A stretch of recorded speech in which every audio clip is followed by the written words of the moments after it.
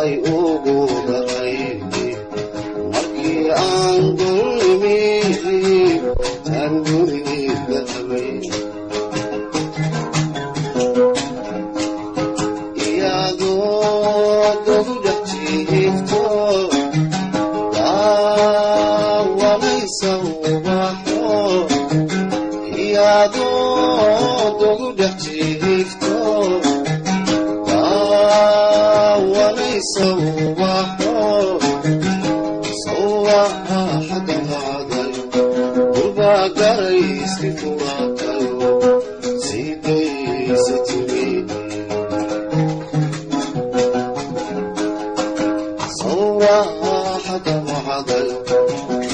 Garay